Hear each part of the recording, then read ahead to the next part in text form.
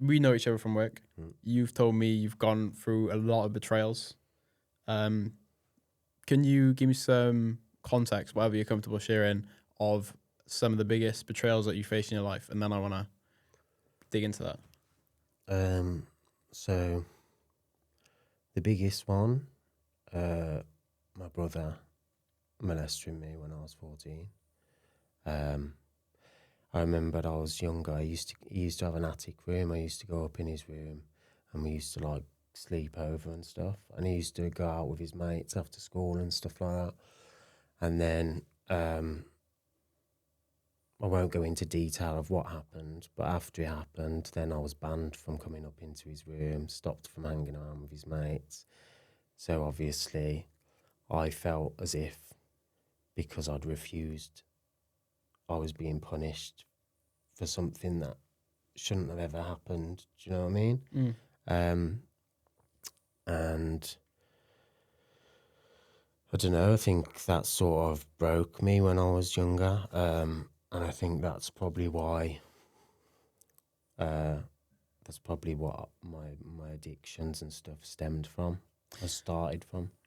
Interesting. Like, so one of the questions I written down here was like for me personally, I feel like I have a very cushy life almost, you know, and my almost pain is that like I have a lack of experience in things, you know, good or negative, right? It's just sort of, yeah. But I want to dig into like, you're doing quite well now. But I don't understand almost how you can go through something like that, but still, and develop the grit to almost keep going. So I feel like I'd be, you know, hanging on to the grips of life if I had gone through something like that.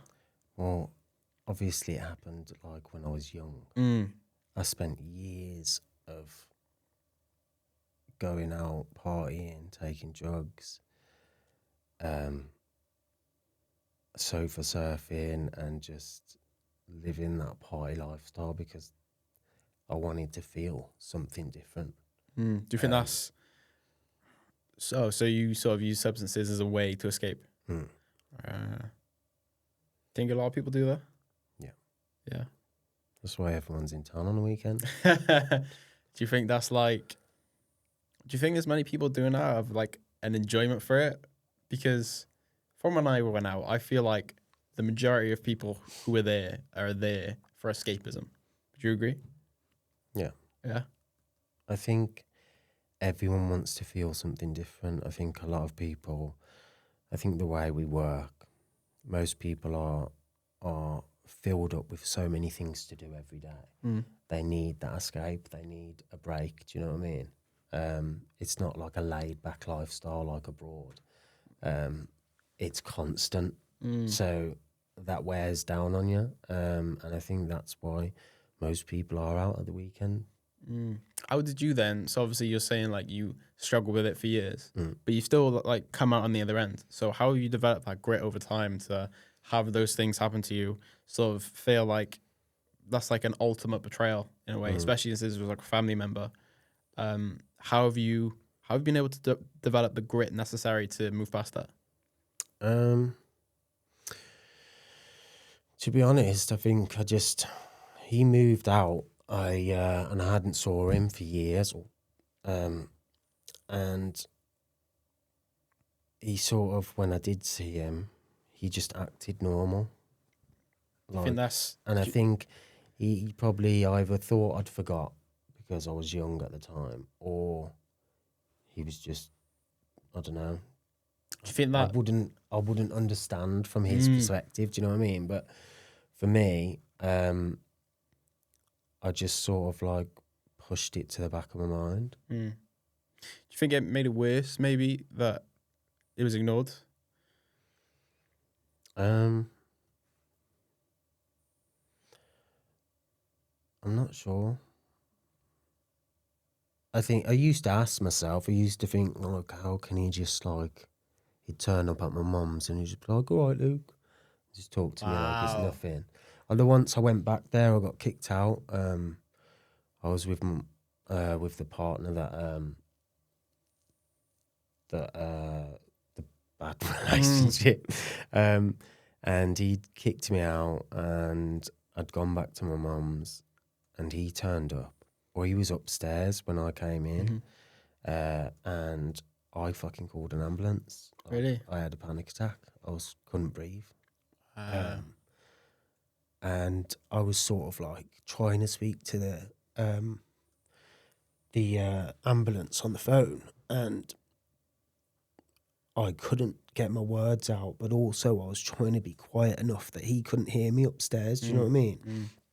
And they took me to the hospital, just sort of calmed me down and that, and then booked me in to go for some mental health thing that I never went to. And then I ended up just going back to my partner's. And I think that was the reason why I stayed with him for so long, was because every time I went back home and my brother was there, I couldn't stay there. Do you know what I mean? You think? Did you get any value from the mental health services that they provided? No, I've never been. That was a theme we talked about in the first episode, where it was like very lackluster services provided mental health wise. Do you feel like maybe let down by family or society in that way? Especially since it happened when you were young. I think, I'm not too sure. I think mental health is something that I think it's not what people don't really know much about it. Do you know what I mean? Just a term thrown around. Yeah, it's like it's more of a new thing. Like back in the day, it wasn't around. Nobody spoke about it. As I said, like men didn't speak about their problems, and I think nowadays they just chuck you antidepressants on a whim. Like if I go to a mental health service and if I go to the doctors and I talk to the doctors, they'll say, I can't talk to you about this because you need a psychiatrist. But I can give you these antidepressants. Wow. But how can they give you an antidepressant if they don't know if you're depressed or not? Do you know what I mean? Because they're not a psychiatrist, so they can't really diagnose. That to me is like they're just pushing it out because they're told to. Do you think there's a pain that maybe you and other people have who have went through something maybe like that, or just other hardships, and who have sort of been let down by the people who you would think would help? Definitely. Like I spoke to my mum about what happened. She told me that I either do something. I didn't tell her till I was about 18. And it was either you do something about it or you just let it go. And then told me that something similar had happened to her when she was younger, within the family. So then I'm growing up thinking, I'm growing up in a family of paedophiles. And I'm the only one trying to say something about it. Do you know what I mean? So yeah, and then like I told my dad, he turned around to me and was like, he hadn't saw him for 6 years. And he only ever calls when he wants something, and was like, he's no son of mine if he did that to you. And then 6 months later, I see a story on Facebook saying I'm out in Worcester on the bikes with my son, with his name there. So I'm just like, block. I don't need him in my life. I don't need that fakeness. Do you know what I mean? Don't say you're going to do something if you're not going to do it. I guess then I have a lot more like shallower version of that, I guess, which would be like not having people who have the same ambitions as I do. So it's sort of like I'm on my own and figuring things out. How you obviously have a lot more serious version of that, but how have you dealt with sort of not having people to support you, walk you through struggles, etc., especially when it's the people who should? Have you been able to? Do you have strategies for like finding that in other places? Not really. Well, that's the story of a lot of guys, isn't it? A lot of drugs. But no, I feel like I feel like at a young age, I did a lot of drugs and stuff like that. And I feel like, um, I plunged into like hallucinogenics and mushrooms, and that to me, sort of like helped me get rid of that ego, and sort of like, I don't know, maybe calm down a bit and and help me start to love life a bit more. Do you think there's value then in hallucinogens for people who've suffered? Um, Is that I do. mm, I think it can help, but only if it's used properly. Not if you just abuse stuff. I think there needs to be a lot more research done on it, and clinical trials and stuff like that, so that it can be done safely. so? Bringing it back to the first question, then, like how you've found the grit to keep going in your life. How was that one of the main things, or was it others? Um, I think what you're saying partly is time yeah. was a massive one. Were there any others? Um, So I'm just I trying to wrap think my head around like, I feel like probably I've been down here like 5 years now. And I met Graham around a year after coming here. I came here and I was living at a guy's. He was renting me a room for 200 to help me get away from my last partner. And then once I got down here, then he wanted sex for me to stay. When I refused, he doubled my rent and then kicked me out at the start of Corona, with nowhere to go. And I'd met Graham already, and obviously Graham turned around to me and was like, I'm not going to let you live on the streets. Got me a job in Sainsbury's and said, look, you can live at mine rent-free on the promise that you'll save up your money and get your own place, and I'll fulfill the promise that he made to you and helping you get your life sorted. For me, that was massive. For someone that doesn't know me, to put their arm out and give me that help that I needed. Like, people don't do that. Do you know what I mean? And that's probably why I'm like that now. so just bring it back to the kindness. Yeah. So him doing that for you makes you want to lift up the people around you. Yeah. Interesting. Would you say you were kind before that, or just because of that? I think I was, but not as. I think growing up where I was and around the people I was around, I was always fighting. But again, they were always other people's battles. Do you know what I mean? I was always still protecting everyone. But I was just getting into trouble for stuff that I shouldn't be getting in trouble for.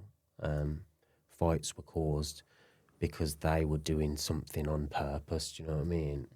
Just being lads. And then it would be me stepping in to try and protect everyone, but then me catching a charge. So one big thing there was relationships, really, as helping you to like navigate life, right? I've seen something online, like a theory that like you can't be sane if you don't have a long-term relationship. Do you agree with that? No, I think you can. But I think... Let's say for the majority of people, if you were going to live a quote-unquote optimal life. I'm not sure, to be honest. I think it's harder for people to be alone nowadays. It makes it easier when you've got someone, do you know what I mean? But I'm not really sure how to answer that. Because like I feel like friendships, especially these days, are very shallow, or a lot of them are shallow, or maybe calling them shallow is too harsh, but they're just they're based around work or hobby or something, and they're just based around those activities and those activities alone. Yeah. Where I feel like a relationship is probably for a lot of men the only avenue they have to go to explore deeper things, Yeah. to actually have like real connection.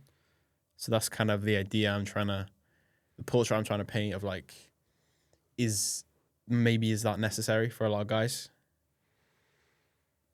I think probably it's something that probably they don't get that out of normal friendships, Mm. and that's maybe why people jump into relationships when they probably don't actually need one. Mm. I think you need to be able to love yourself before you can love someone else. And if you go into a relationship when you don't love yourself, you're probably not. You're going to be given 50% when you should be given 100. If that's the person you love. Mm. And I think both of you need to be given that 100. Do you know what I mean? If you're not happy in yourself, how can you treat someone right? So we got, for developing grit through hard times, we got hallucinogens, we got relationships. There's another one. There was time. Any others which has helped you to overcome that? Getting my own back. Getting my own back. what do you mean? What about him at his wedding? Ah, right, okay. Got payback. Yeah.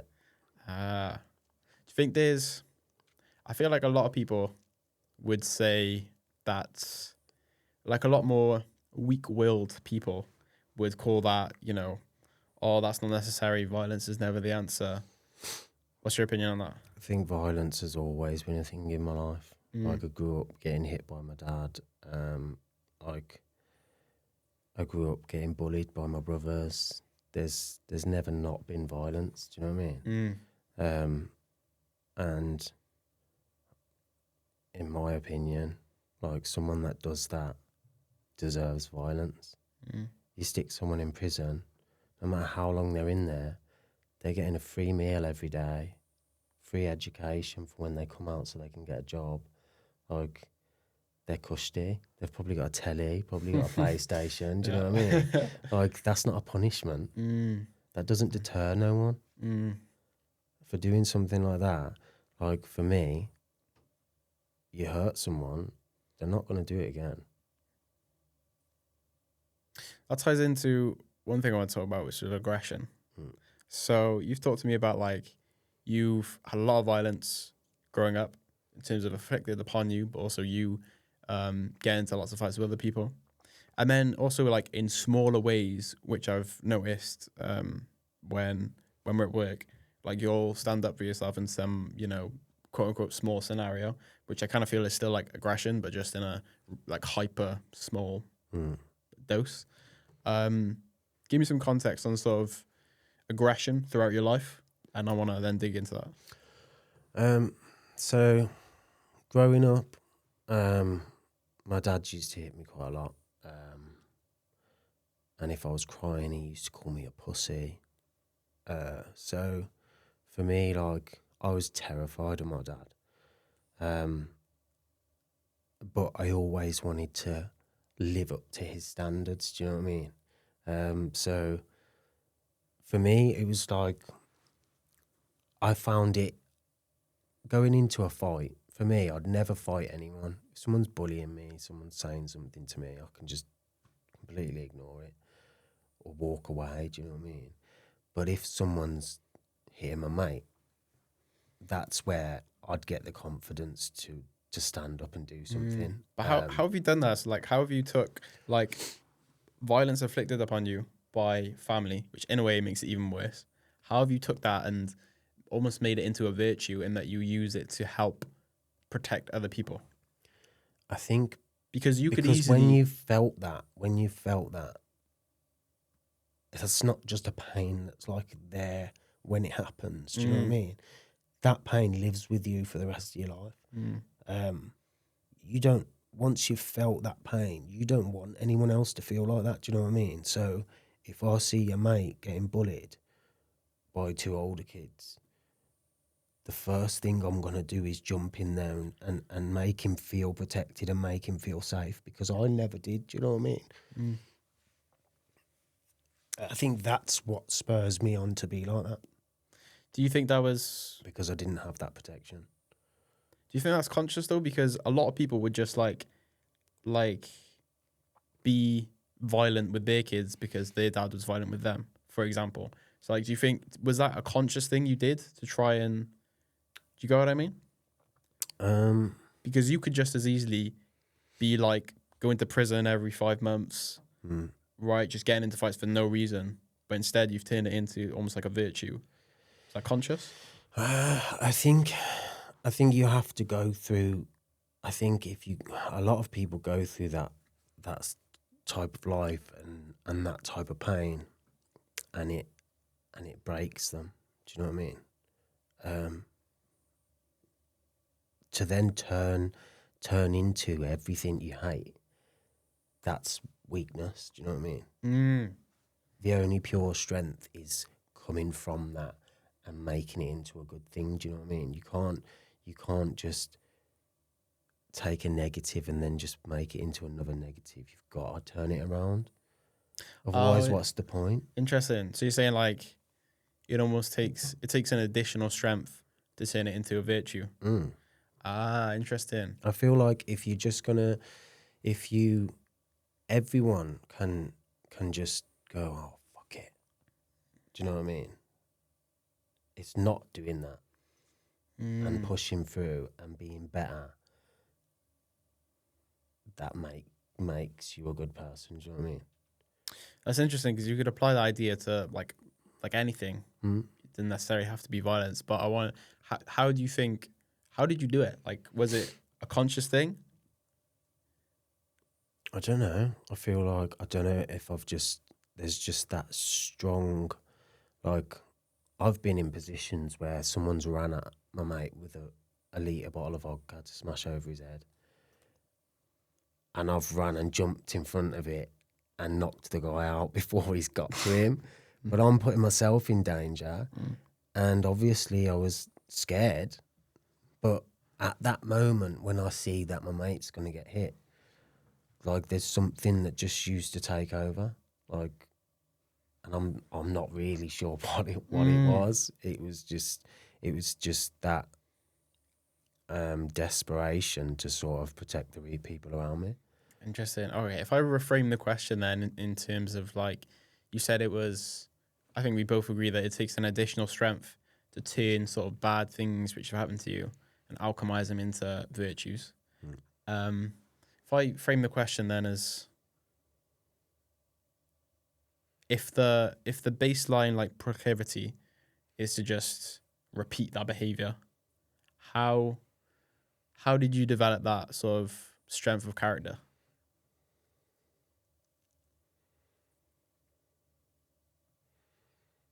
I don't know. Maybe I don't know. I honestly don't. I honestly It's a don't hard know. question, I isn't it? feel like Because I'm sure we both sort of know people who are just like a repeat failure of their parents. Do you know what I mean? yeah, but if you just keep repeating it, then it's just going to carry on and carry on and carry on. And the world, if every family just keeps doing that, keeps passing on the trauma constantly, eventually we're going to get to a point where everyone is a knobhead. And the world's going to be so fucking shit. Do you know what I mean? That should be There's got to be someone that stands up and stops that. Do you know what I mean? should be the title of a movie. Everyone's a novice. Okay, interesting. Do you think men? Is there then? Do you have a satisfaction in that knowing you sort of like changed the cycle? Because you said your mum had also had something similar happen to her. So obviously, the person's done it to your mum, but then you haven't repeated it. Is it like a satisfaction that you have in breaking the chain, so to speak? I don't know. I don't think I feel satisfaction in anything. Do you think there's any like Just like maybe not? Don't call it satisfaction then, but just any sort of positive emotion in that, like you know that you haven't repeated that, even though I feel for me. So I like at the time when I found out when my mum said that to her, and I spoke to my dad. He said when he was with my mum that he remembers that being a thing. And it was my nan and granddad that wanted to hush it all up and put it under the carpet because they didn't want to disrespect the family name. To me, I don't really give a fuck about the family name. Do you know what I mean? That family's not really been anything to me. I'm creating my own family now, and it's going to be 10 times better than that family. And I'll be that scapegoat so that they can be happy. I like that though. It's like it's almost like a beautiful thing you've done, turning the, you know, extreme hardship that you grew up with, and you know, turning into an actual positive figure. When like the baseline like proclivity is to just repeat what you've experienced. Any thoughts on how to, I don't know, just I guess develop the discipline to stay away from just acting on desires?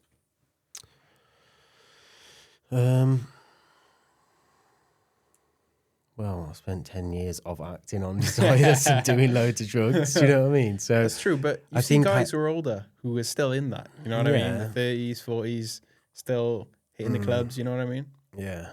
I'm not too sure, to be honest. I feel like for me, I've always been very empathetic. Like, I'll watch an Instagram video and I'll be crying. Do you know what I mean? Why are they going through this?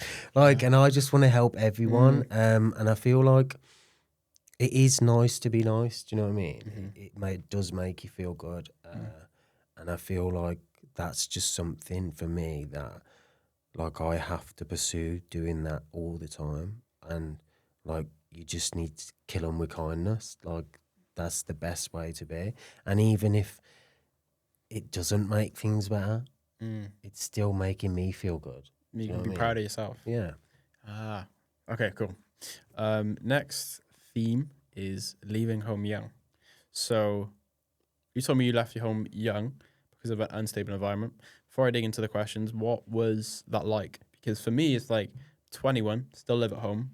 Not, you know, in my basement playing Xbox all day.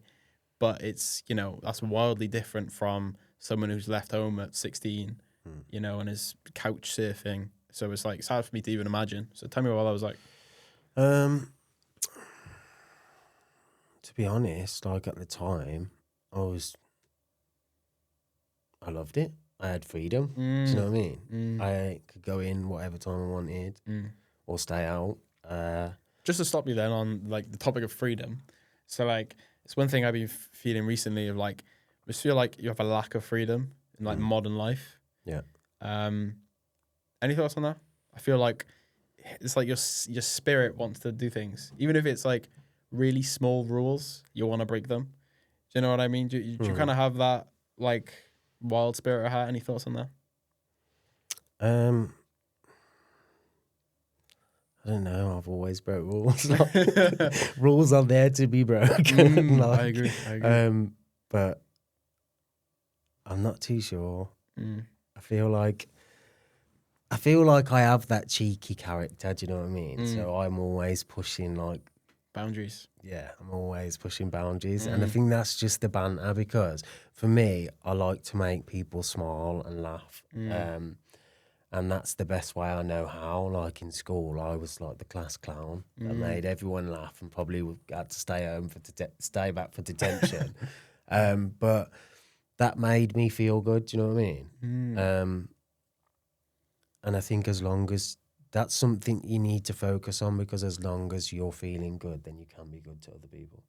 Interesting, because I was thinking about it. You're talking about it more in like a social sense, and like you're breaking almost like small rules to, you know, make yourself or make others laugh. For me, what I've experienced is more in a deep sense of like, I want more time freedom. I want more financial freedom. Do you feel like on a deeper level, do you feel like society places too many limitations on people?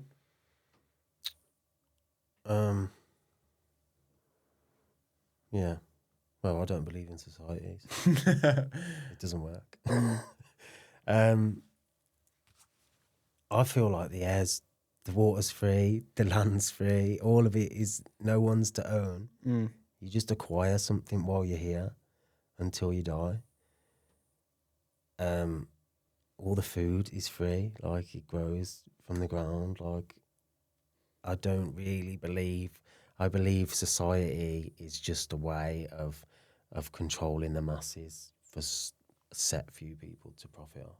I think there's like a pain then in I think especially being a man.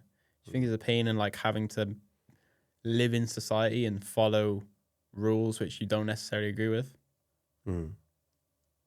That's why people break them. That's true. That's why you got criminals. Okay, so back to leaving home young. So what you're saying that it was sort of a sense of adventure that you're having, really? Wasn't like I feel like I didn't feel comfortable at home anyway. Like I didn't feel like I remember in school I used to always say my friends are my family, and my family were just the people that I lived with. no words. So yeah, I used to always. I remember like young in school, I used to always stop around my friend's house. I used to have like 3 moms. Like if they knew me, like I was like another son to them. Do you know what I mean? And I love that because I felt like I got more out of them than I got out of my own mom. Do you know what I mean? They were around. If I came back drunk and cried to them and told them loads of crap, they were there to listen. Do you know what I mean? Yeah. Whereas my mom was never really there to see any of that or be there for me. And then, like, I feel like it was after, like, I went to prison that then it turned into, I came back, I went back to my mum's and I stayed there for a bit and then jumped into my first relationship. But then that relationship, I was getting kicked back to my mum's. And then I think it was my brothers and the new boyfriend, they all probably spoke to my mum and told her to change the locks or whatever. And I remember coming back around Christmas, being kicked out on the streets, came back Christmas and looked through the front window and they was all just eating Christmas dinner. And I knocked on the door and just didn't even look. Just left me out there. So I ended up having to go and live at my friend's brother's, who was a heroin addict, crack addict. So I was living there and I was cooking them breakfast every day and stuff like that because the dad and the son just literally smoked all the time. So even then I was kind, actually. But, like, obviously I shouldn't have really been in that position to be having to live in a house like that, watching people coming in, lifting up a blanket and seeing people with needles like hanging out their arms and blood dripping everywhere and having to clean people up and stuff like that. Like, my mum shouldn't have left me to go through that. Do you know what I mean? Do you think like that's a fucking rough thing to go through? Do you think but do you think there's any positives in that? Because obviously you're like thrown into chaos almost and you have to figure your way out. Do you think there's a benefit that had to your development? I think, well, like, that pushed me, like, from a very young age, I was pushed to realise that I can't rely on my family. Do you know what I mean? The only person I can rely on is myself. So yeah, I don't ever need to rely on anyone. Do you have any thoughts on, I guess, just the topic of self-reliance as a man? Not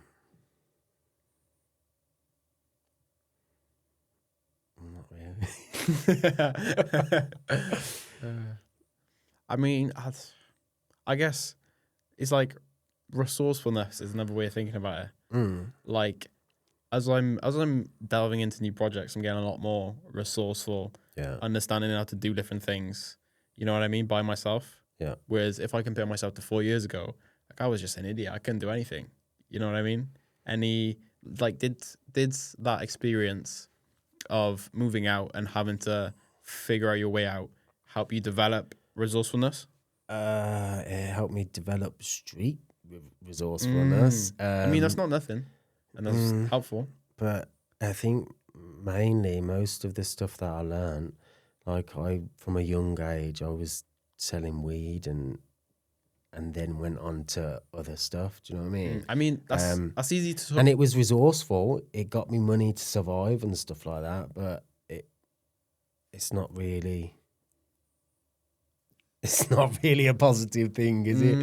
I mean, it's easy to talk down on that because it's illegal activities, but Mm. like that's someone making the most of a bad situation. Yeah. Do you get what I mean? And those skills can carry over to better endeavors in the future.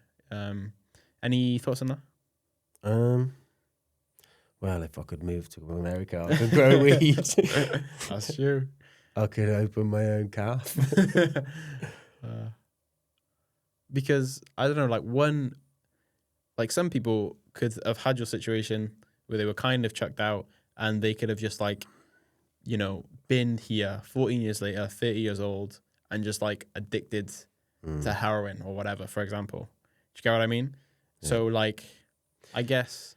I think I think being in that situation and watching them full blown addicts doing that would from a very young age anyway. I always used to say that's the two drugs I would never try is heroin or crack. And I sort of then seeing them the way they was also I think it's about 3 years ago now, the guy that took me in off the streets, he was shot with a shotgun Shotgun. straight through his chest in his bedroom. Blew his chest out, so he's dead now. I went to his funeral, and I got the call when I was at my other mate's funeral who had overdosed in the shower. Wow. So there's his road ended up being blocked off. His younger brother got stabbed 5 times. There was a home invasion. 5 people came in. 2 older lads. One of them's a crack dealer, the one that shot him.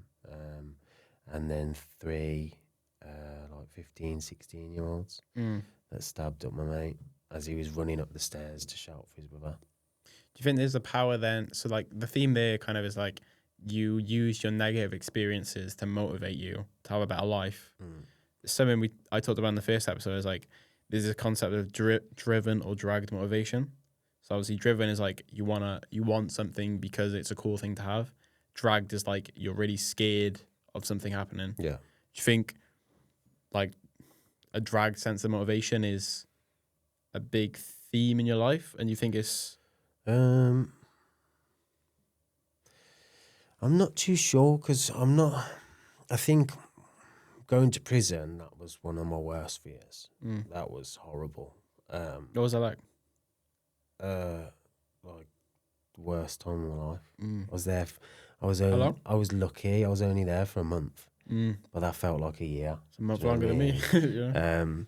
It was horrible, and I was lucky in the charge anyway, because they were on the back of the court's papers to keep it a common assault, so it was dropped from like attempted murder or GBH. So I should have got 5 years or more. Do you want to just say the story behind that so people don't think you're out here murdering people? I was 17 at the time. We was all down one of the local parks, all just having a drink. And a guy from the area, I think my friend turned up in his car. He stopped on the side of the road and this guy ran out his house and was drunk. Dragged my mate out of his car. And then started like hitting him up on the floor. So we all ran over there. The whole family had come out. And I was sort of pushing people and saying, look, can you just get your family to go back inside? We don't want any trouble. And then I got punched in the face, and then everything just kicked off. Ended up 6 people ended up in hospital. A 14-year-old that I was with got bricked in the face, and he was frothing at the mouth on the floor. I thought he was going to die. So when I saw that, I was just like, and then it just, one thing led to another, and I ended up going to the police station, and saying, look, I'm not a grass. This is what I did. I'm not giving you no one else's names. And the copper at the time turned the interview off, shook my hand, and said, fair play. We've been trying to get this guy for a long time, for various other crimes. So we'll write on the back of the court's papers to keep it a common assault.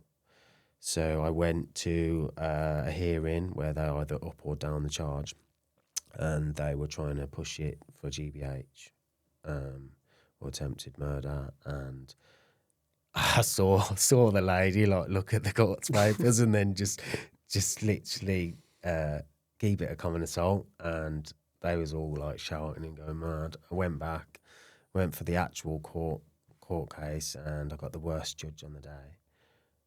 It's called Wilkinson in Dudley. And my mate had already warned me about him and said, look, if you get Wilkinson, he goes, nothing I can do. But he goes, if you get this one, I can pay him 50 quid because he's an alcoholic and he'll just let you off. So I ended up going in, I had Wilkinson, and I sat down and he read through the papers, didn't even listen to my, to anything. God, what do you call it now, solicitor? Anything my solicitor had to say. My solicitor just sat there and he just went, I can't believe this hasn't been put up to GBH or attempted murder. I'm giving him the max I can give you. Slammed his hammer down and went 4 months. And I was like, yes. And then that 4 months was like, you get your time halved and then halved again for good behaviour. So I ended up doing a month, and came out and then was on 3 months on tag. No friends that I took the blame for came to see me.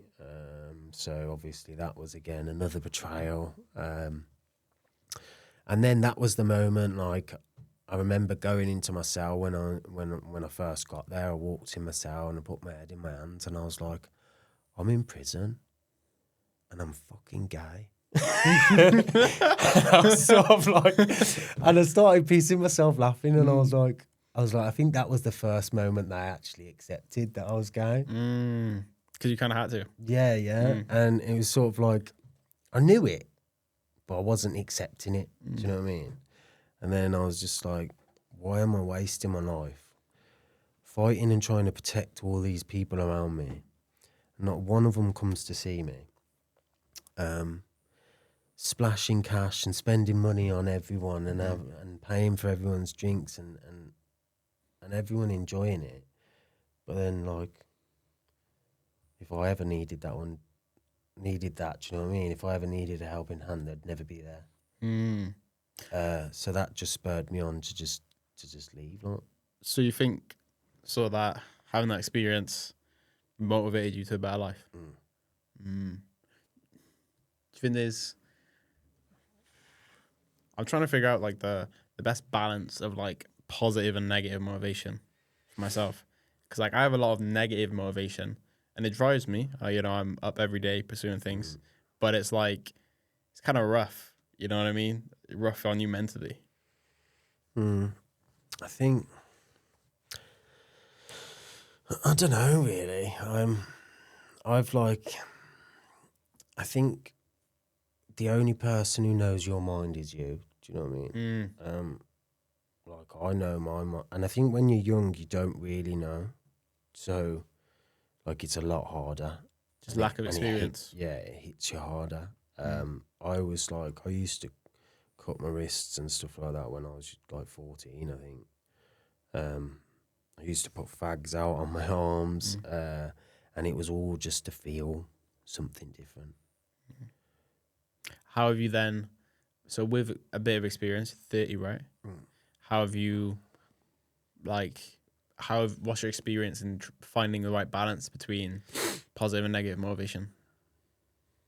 Because, like, for example, you could just spend all your life 100% your motivation is negative, I'm gonna prove my family wrong, fuck all them, for example.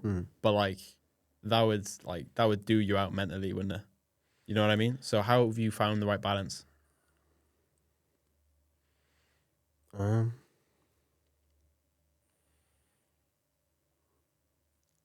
I'm not too sure. I think like I think that's something I don't really use that as motivation. Do you know what I mean? I Really? try to just not even think about that anymore. Wow. Like, I think when I'm speaking to it, when I speak to other people about stuff like that, I think Do it's you like speaking to people about it? um Because we both talked about like liking deep conversations, liking yeah, connection, but obviously with you, it's kind of weird because you have such like a dark story yeah, that it's like it's you have a wanting for deep connection, but then you also have a really dark story. So it's like for you to get connection, you have to tell someone really dark things. but that's where I find out whether someone's a good person or not, because Mm, they either leave mm, or they stay. interesting. Do you think that's a good way to find good relationships? Um, Sort of like testing people with what you tell them. um, Because in a way, it's just like it's a time saver. You know what I mean? yeah, it's a hard one really because, like, obviously, there's some for me, like, when I've done it in relationships, again, it's either backfired, Mm-hmm. people have used it against me. Whereas with Graham, it didn't. He just saw that as part of my story. And I think getting to know me, he just sees this really loving person that's generous and wants everyone in the world to do good. Do you know what I mean? And if he can help, he'll try and help. And I think he sees that, like, there's got to be like, you've got to have a certain type of integrity to be able to go through so much pain and still come out the other side a good person who wants to help everyone. Do you know what I mean? Most people don't. I think they go through bad things in their life and then they just think fuck it and then do the same. Do you know what I mean? Okay. I want to talk to you then. Do you know what the word nihilism means? No. I don't think I do either.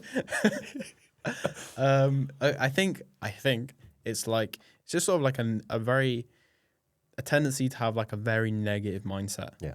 And a lot of people I speak to, like this random woman in work, I won't say her name because you might watch this, but she was like, "Oh yeah, if I could tell my mum, um, if I could tell my mum,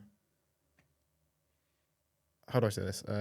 Basically, she wouldn't have choose to have been born." And like I just like through talking to people, especially because like I tend to ask people, which they don't experience a lot, deep questions.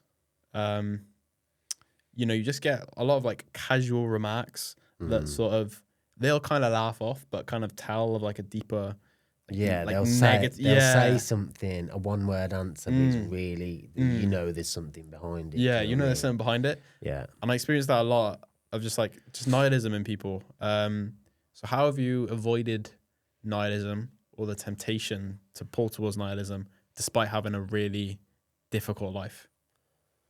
Um, Because I think I find like I think talking helps. Like talking really helps. Like so, I have to like talk and deeply talk about things. Do you know what I mean? Like I don't want just one word answers and simple conversations about shit. what do you personally get then from a engaging deep conversation?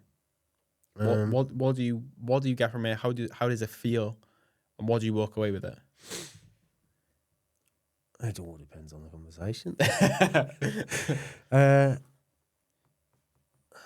I don't know. It literally all depends. Like, just in general, like how do you feel coming out of having a sort of, you know, like an enriching conversation? This, you know, not surface level. well, I either feel release if I'm talking about stuff and getting things out. Um, but I don't know. Like, if it depends. Like, I feel educated sometimes because obviously, like, you'll talk. You'll always say big words that Big words. I don't know what they mean. So I get educated a lot. Do you know what I mean? But again, like there'll be ways I educate you, so we'll both come away from a conversation feeling fulfilled. Do you know what I mean? Rather than it's like, how you doing? I'm okay. I'm okay. You're not okay, though, are you? So in a way, you're saying they're like deep conversations. You come away from it and you've grown in some way. What do you think? Do you think everyone should have deeper conversations, or do you think some people's personalities aren't suited towards it? Like, do you think people? I think some people's personalities aren't suited to maybe some people are quite private, so they don't talk about their life.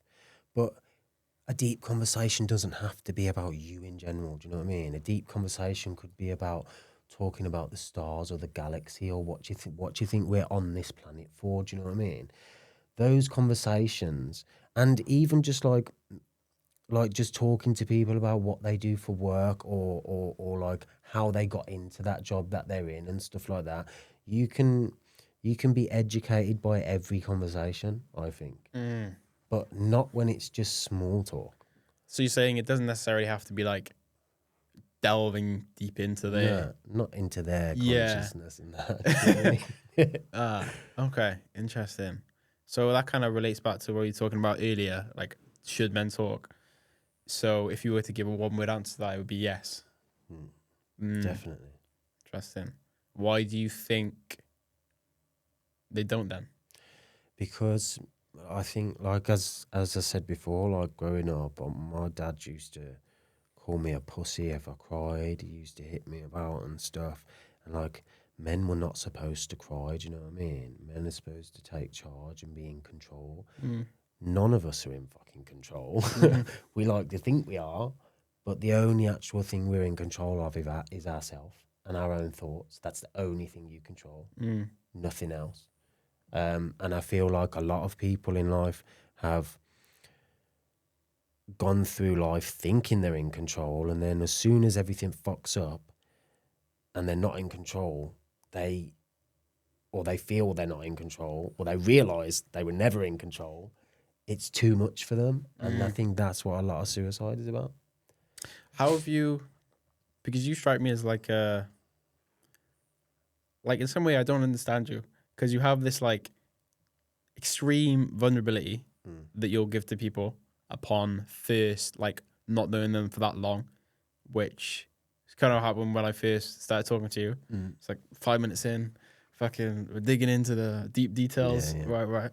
But then you also have this other side, which is like it's gone into a lot of fights, it's been to prison, has that sort of like rugged element, and in general has like the grit to keep going in life despite all the negative things which has happened.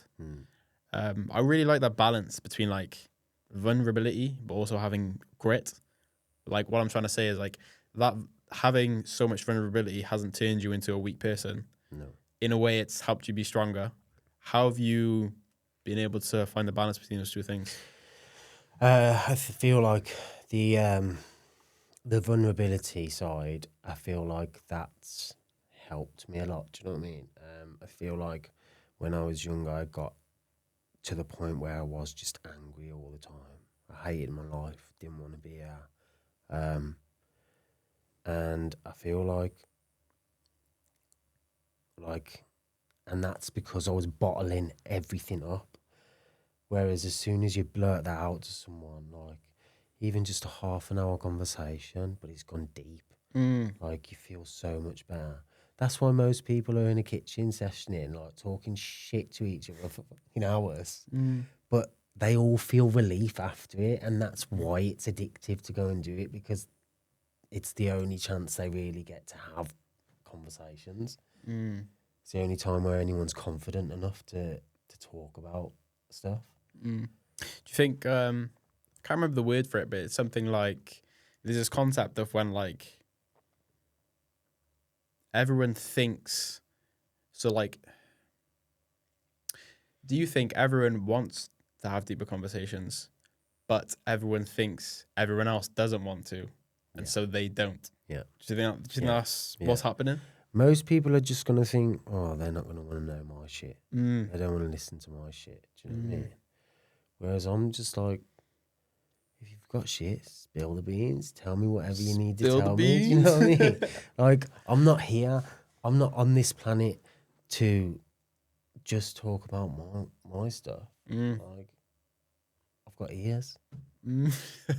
Like, but the thing is, like, I think, like, most people think, like, you're just gonna want to hear, oh, I've got a new car, or oh, I've just done this, or I've just bought this, or it's I've just spent this on this. Do you know what I mean? It's all about achievements, or like it's a lot about. I think it's materialistic, a lot of it. Do you know what I mean? Whereas I don't want to just hear your goals. I want to hear your failures. I want to hear how you're gonna get back from that. Do you know what I mean? How you're gonna evolve from that and make sure it doesn't happen again. So bringing it back, that's education. Bringing it back to so that all in a way is tied into vulnerability, because having deep conversations, you kind of have to be vulnerable. Yep.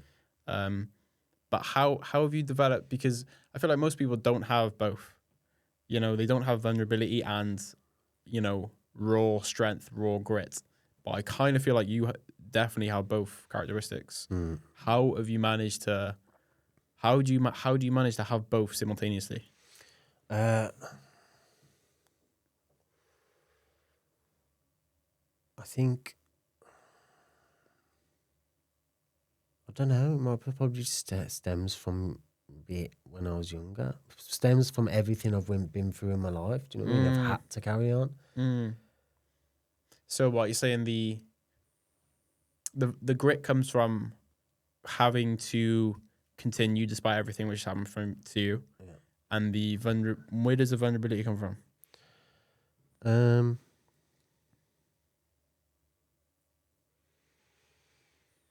What do you mean by vulnerability? I mean, the ability to be able to share. Tell some of your darkest secrets. In a dark room. I don't know, probably from all the stuff that I've gone through in my life, the only thing that ever did give me that sense of relief through those times was wearing my heart on my sleeve and blurting it out to someone, either a friend or that was the only time like I felt like I could breathe for a second. Do you know what I mean? Do you think there's a takeaway there for other men, like in terms of a way to get through challenging periods is through vulnerability? I think it's hard because obviously you don't know who they're surrounded by, whether they've got people they can talk to. Do you know what I mean? I think, and again, like as you said, like friendships, like a lot of friends aren't really your friends. Do you know what I mean? They don't really care what's going on in your life. So it all depends on who you've got around you. Okay, cool. Bringing it back then to leaving home young. Do you think there's a benefit there in people like me who have a lot more of a cushy life right, haven't had as much of a challenging upbringing. Do you think there's a benefit there in someone like me moving out? I think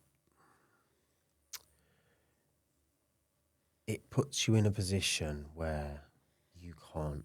The thing is, obviously, you could still fall back on your mum. That's the thing. So, like, you're not really in that position where you've got no one you can rely on. But I do think doing that early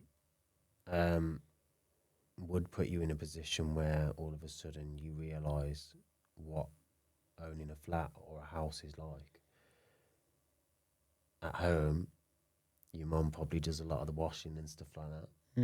Suddenly now you have to do it all yourself. You have to clean the house. It's all suddenly your job.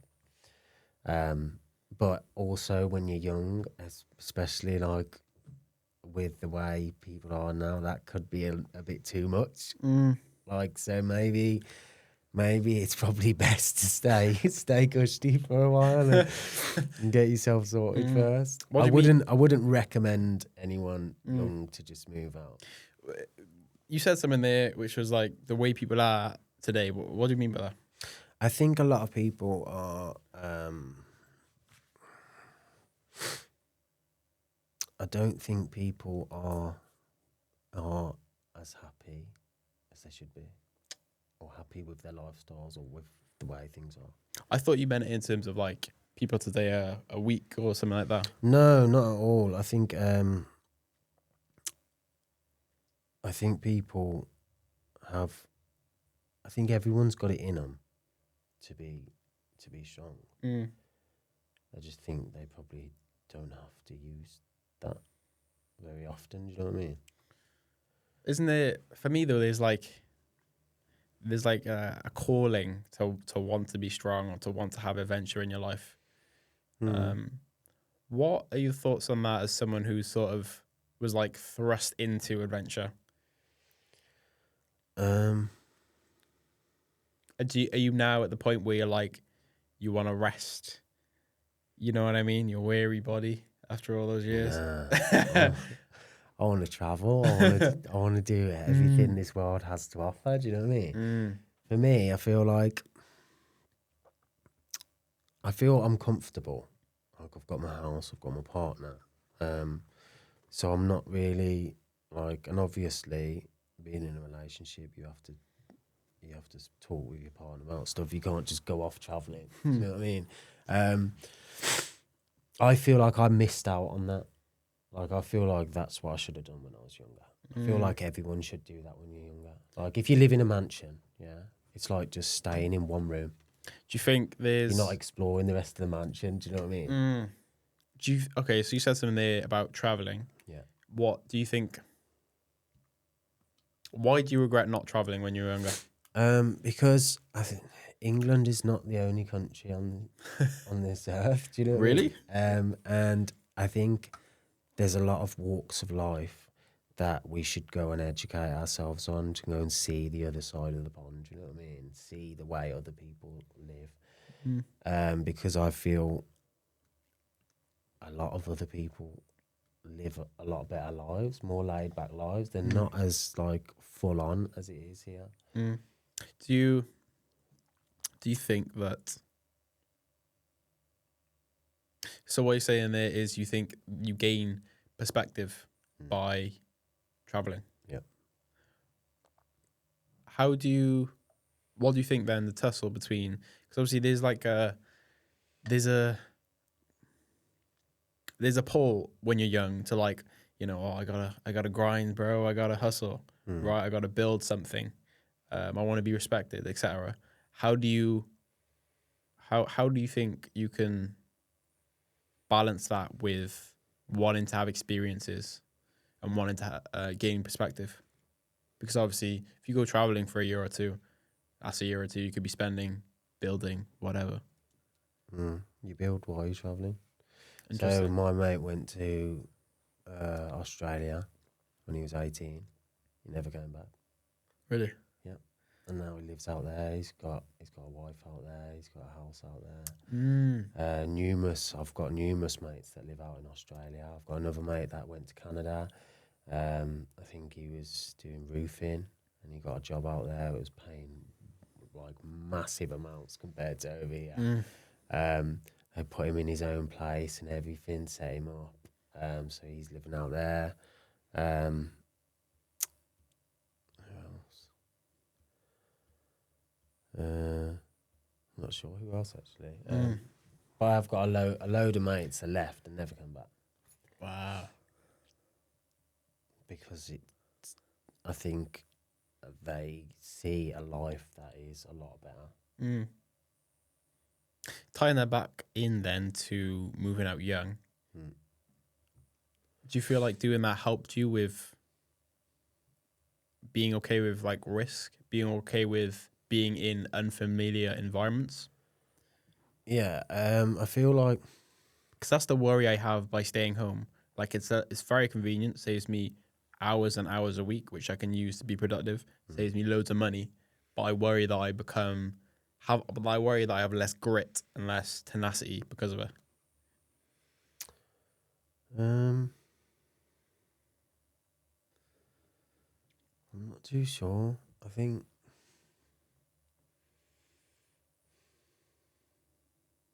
no, I'm not too sure. No, that's fine.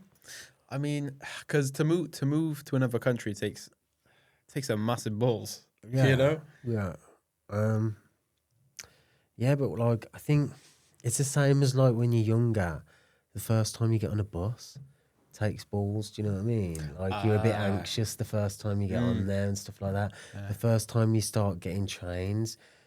When I got the first time I got trains from here back up to Birmingham, I was shitting myself thinking I was going to miss trains and stuff like that.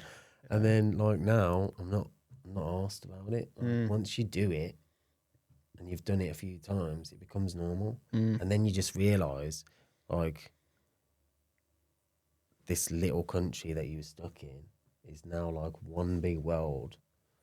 You've just like expanded your horizons. Do you think? And there's a lot more opportunity.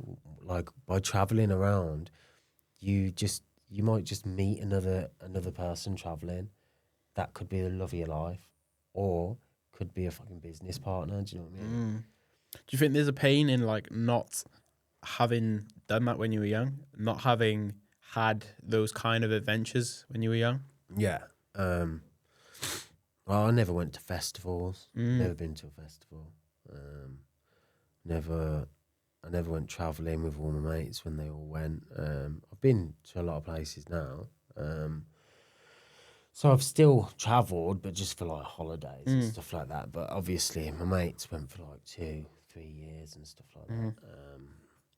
Alec, one of my mates who left a few years back, he went to New Zealand. I think he was only there for a year. Then he went to Vietnam 3 months, and then went over to Australia. And he's staying with a few mates over there. And he's probably in his second year there now, and he's loving it. Like, I wish I could have done that, but obviously, I can't.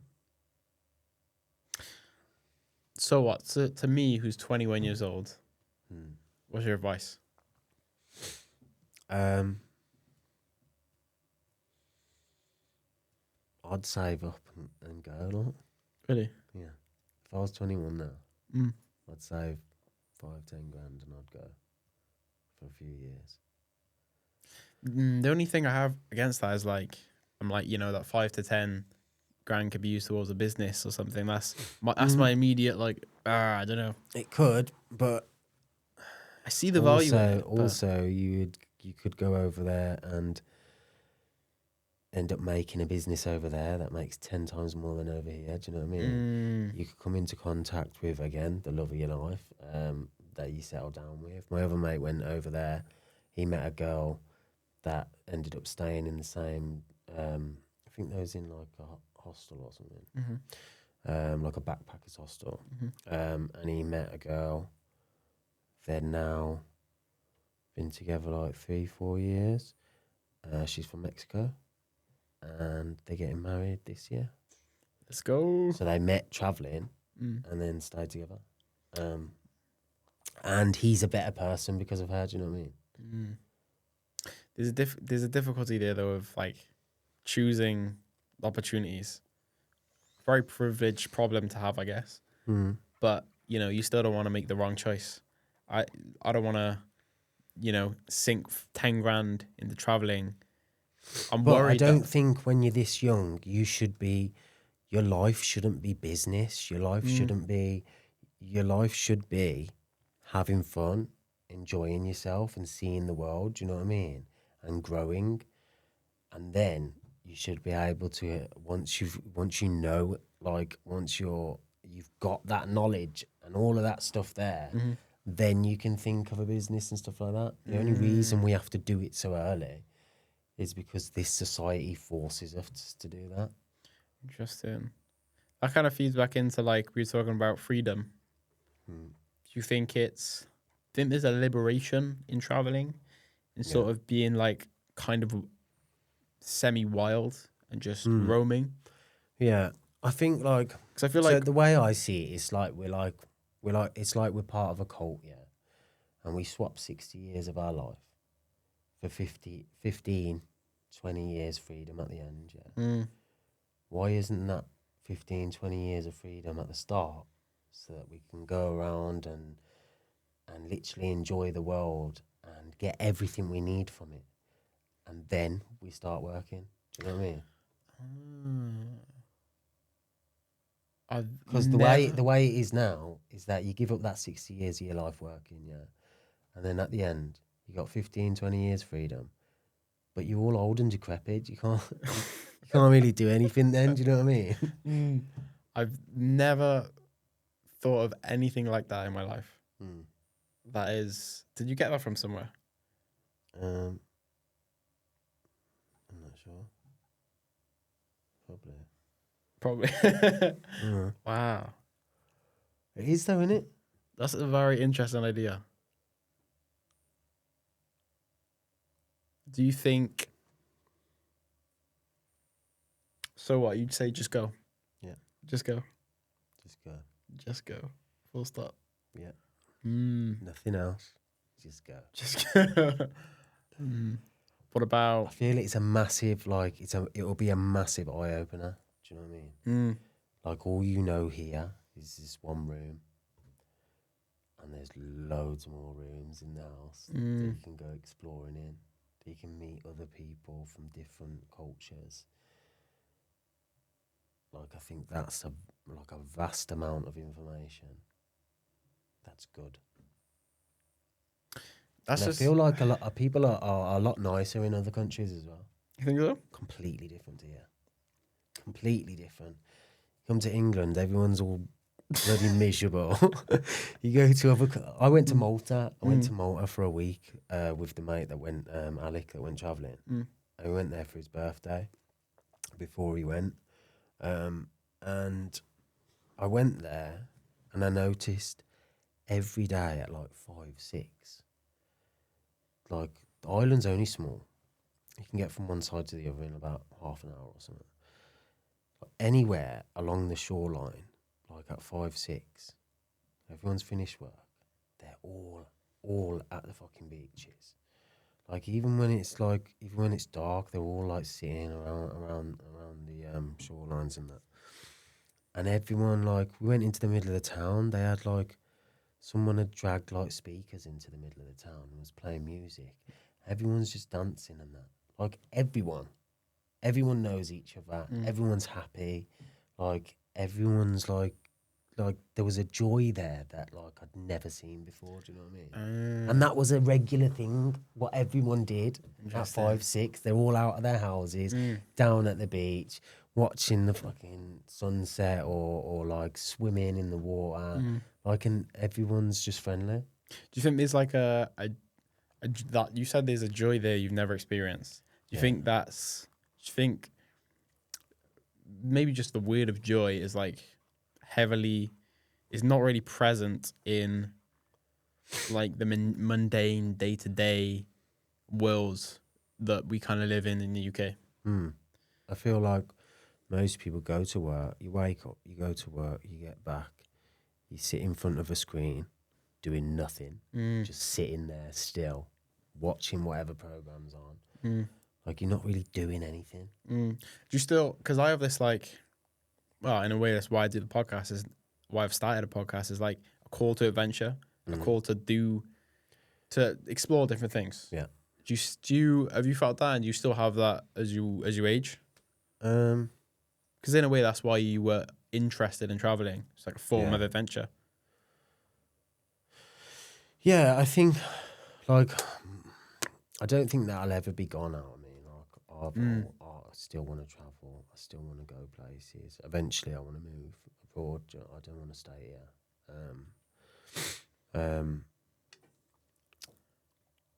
I think I look for something, like, for me, like, if I could own an island, grow my own food, have my own water source, build my own log cabins, you know what I mean? Like, that would be the ideal situation. Freedom.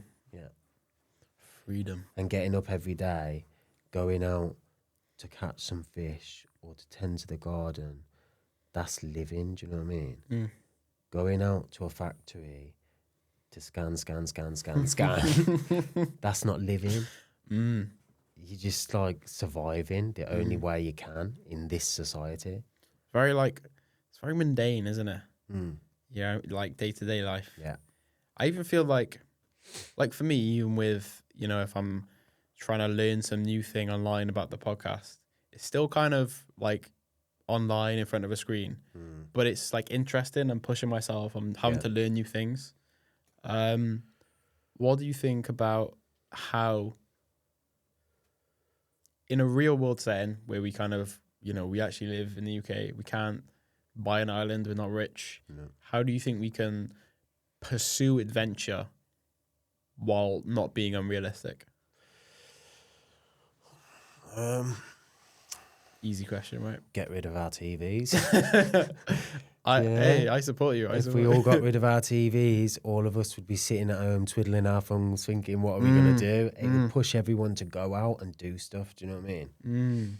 So in a way, then that's where the social aspect would come of it as well. Like, I find, like, I feel like the elderly have got the worst cards given to them. Like, in what way? Like, once you get old, you tend to be lonely. Okay. Graham's mom, she's got no friends. She don't go see anyone. There's no, like, elderly, like, social groups or anything to go to. Elderly Do you know what I mean? So for them, they just get to pension age and then just end up stuck in their house watching telly every day, doing the same old shit. Like, that to me is, like, quite debilitating. That's probably the story though of thousands of elderly. Yeah, It's weird because it's like, because they're kind of isolated from technology. It's like they're doing that without. But the thing is, it's not like, I feel like the government should be looking after them, and there still should be, like, groups and things for them to go out and do stuff a lot more. The same way I feel like I came down here and I noticed, like, I live in Risca, and I noticed at the park there's a skate park. There's quite a lot of skate parks up where I'm from. There's none. None.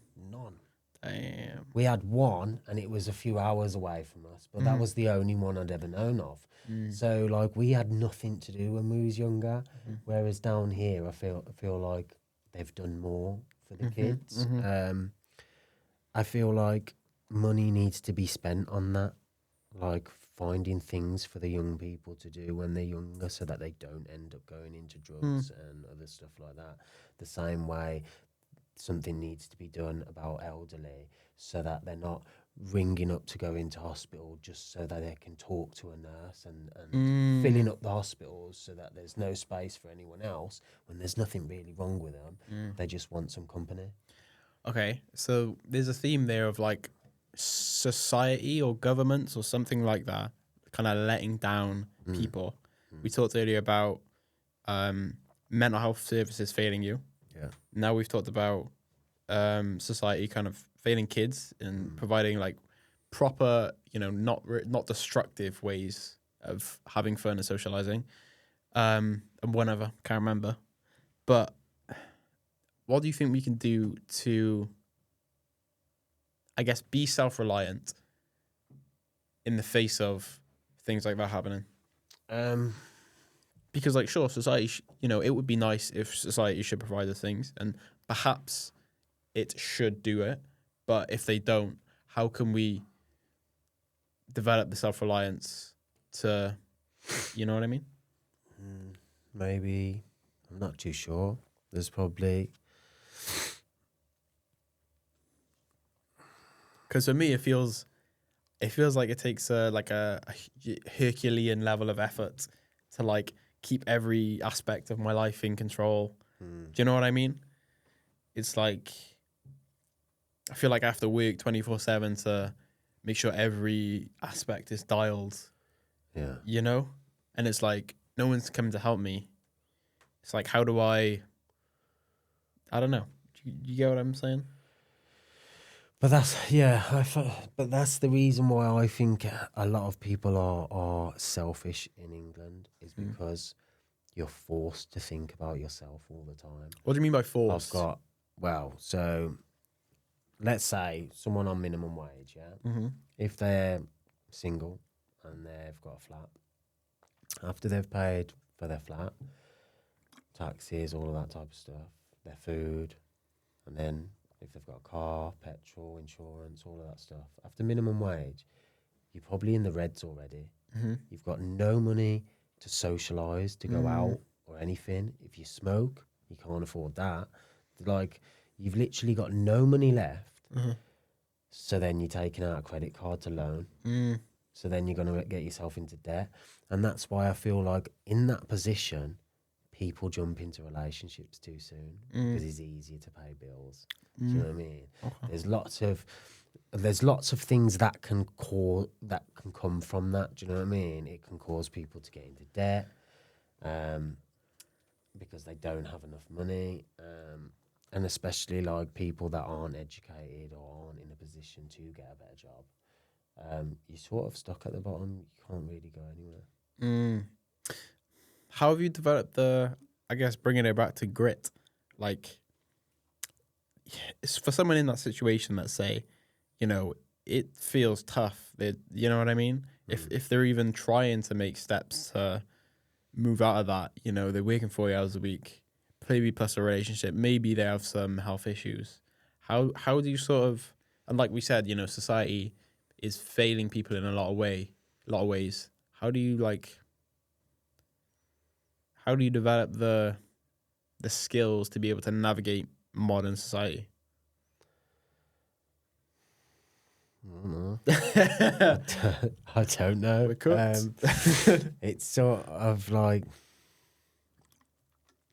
I don't know if you can develop it. A lot of people will turn to medication, like antidepressants. A lot of people will get depressed and end it. It's like, it's kind of like, it's quite hard to answer, really.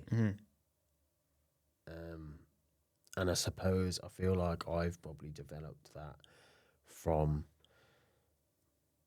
probably my love for helping everyone else. Do you know what I mean? That does make me feel good. So what you're saying... And going through all of that, those painful situations, I feel that that sort of being able to feel that pain and how serious those things are, and not wanting anyone else to feel like that, and not wanting anyone else to feel alone and stuff. That's my determination, just to go out every day and just make everyone smile. So what you're saying, and that makes me feel good. You're saying that what keeps you going is helping others. Probably. I'm kind of thinking on that, and like I need to do that more, because sometimes when I'm like trying to work more hours on my own projects, trying to slug through whatever challenge I'm going through, it's like sometimes I'm just like, fuck this, I can't be bothered. Yeah. You know what I mean? But if you kind of have that vision of like, I'm doing this to help this person. Yeah, that's the thing. So for me, like, I feel like that's what when I said that earlier, I said if everyone was thinking about everyone else, you'd never need to think about yourself because somebody would already be thinking about you. Do you know what I mean? And taking care of you, which would make the whole world one less selfish.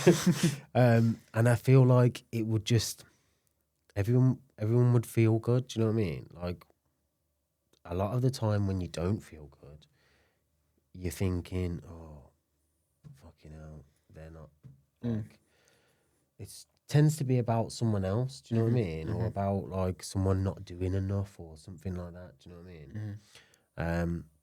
Or feeling left out or something like that.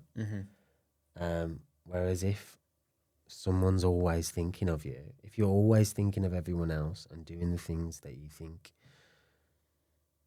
are gonna lift people up, then everyone's gonna be lifted, in it. It's a lot more like potent motivation than just trying to do things for yourself. I think that's what I'm going to take away from today. One big thing is like just using the concept of helping others. I think everyone's got to like. I think if you wake up every day and you just spend that, like, if you wake up every day with the sort of determination to be better than the day before, and to make sure to just go out and try and make the world a better place. Do you know what I mean? And then eventually it's going to become a better place. That's it. We just need to get everyone to start doing it. Just to make sure, like, okay, cool.